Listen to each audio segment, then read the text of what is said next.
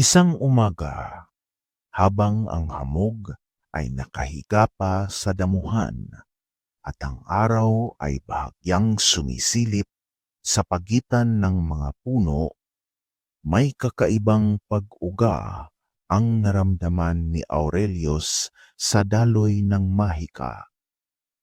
Dalawang presensya, isang liwanag na malinis at tahimik, isang aninong payapa ngunit may lalim.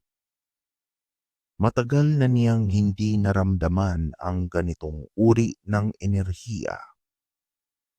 Sinundan niya ang agos nito hanggang sa isang maliit na pamayanan sa gilid ng kagubatan. Doon, sa tabi ng ilog na kumikislap sa sinag ng araw, nakita niya ang dalawang batang naglalaro.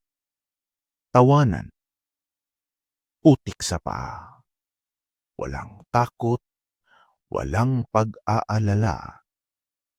Magkaibigan sila. Ang isa ay may mahinahong kilos at mabilis makaunawa. Parang likas sa kanya ang kapayapaan. Ang isa naman ay mas masigla, mas mapusok at mas determinado.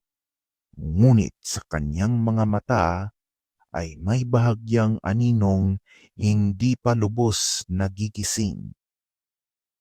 Habang pinagmamasdan sila ni Aurelius mula sa lilim ng mga puno, naramdaman niyang sabay na gumagalaw ang liwanag at anino sa hangin, na para bang tumutugon sa presensya ng dalawang bata. Sa sandaling iyon, naunawaan niya ang isang mabigat na katotohanan. Hindi na niya kayang dalhin mag-isa ang tungkulin ng pagbabantay